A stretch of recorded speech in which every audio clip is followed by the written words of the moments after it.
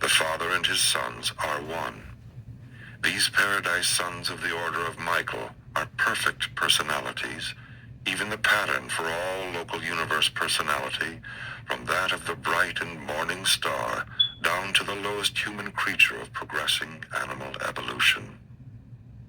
Without God, and except for his great and central person, there would be no personality throughout all the vast universe of universes. God is personality. Notwithstanding that God is an eternal power, a majestic presence, a transcendent ideal, and a glorious spirit, though he is all these and infinitely more, nonetheless, he is truly and everlastingly a perfect creator personality, a person who can know and be known, who can love and be loved, and one who can befriend us. While you can be known as other humans have been known as the friend of God, he is a real spirit and a spiritual reality. As we see the universal Father revealed throughout his universe, as we discern him indwelling his myriads of creatures, as we behold him in the persons of his sovereign sons, as we continue to sense his divine presence here and there, near and afar, let us not doubt nor question his personality primacy.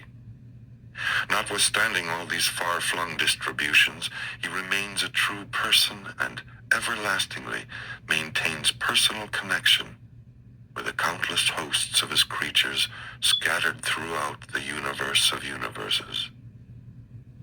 The idea of the personality of the Universal Father is an enlarged and truer concept of God, which has come to mankind chiefly through revelation. Reason, wisdom, and religious experience all infer and imply the personality of God, but they do not altogether validate it. Even the indwelling thought adjuster is pre-personal. The truth and maturity of any religion is directly proportional to its concept of the infinite personality of God and to its grasp of the absolute unity of deity. The idea of a personal deity becomes, then, the measure of religious maturity after religion has first formulated the concept of the unity of God. Primitive religion had many personal gods, and they were fashioned in the image of man. Revelation affirms the validity of the personality concept of God, which is merely possible in the scientific postulate of a first cause, and is only provisionally suggested in the philosophic idea of universal unity. Only by personality approach can any person begin to comprehend the unity of God. To deny the personality of the first source and center leaves one only the choice of two philosophic dilemmas: materialism or pantheism. In the contemplation of deity, the concept of personality must be divested of the idea of corporeality. A material body is not indispensable to personality in either man or God. The corporeality error is shown in both extremes of human philosophy. In materialism, since man loses his body at death, he ceases to exist as a personality. In pantheism, since God has no body, he is not therefore a person. The superhuman type of progressing personality functions in a union of mind and spirit. Personality is not simply an attribute of God. It rather stands for the totality of the coordinated infinite nature and the unified divine will, which is exhibited in eternity, and universality of perfect expression. Personality, in the supreme sense, is the revelation of God to the universe of universes. God, being eternal, universal, absolute, and infinite, does not grow in knowledge nor increase in wisdom. God does not acquire experience as finite man might conjecture or comprehend, but he does, within the realms of his own eternal personality, enjoy those continuous expansions of self-realization which are in certain ways comparable to and analogous with the acquirement of new experience by the finite creatures of the evolutionary worlds.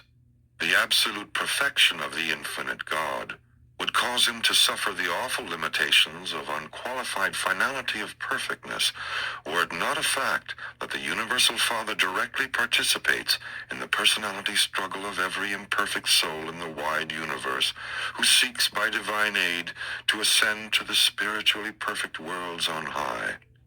This progressive experience of every spirit being and every mortal creature throughout the universe of universes is a part of the Father's ever-expanding deity consciousness of the never-ending divine circle of ceaseless self-realization.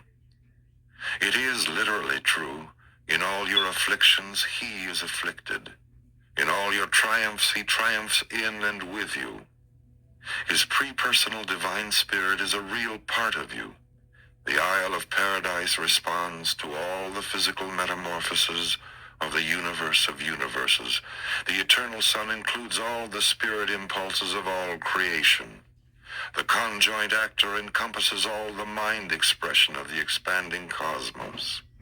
The Universal Father realizes in the fullness of the divine consciousness all the individual experience of the progressive struggles of the expanding minds and the ascending spirits of every entity, being, and personality of the whole evolutionary creation of time and space. And all this is literally true, for in him we all live and move and have our being. 6. Personality in the universe.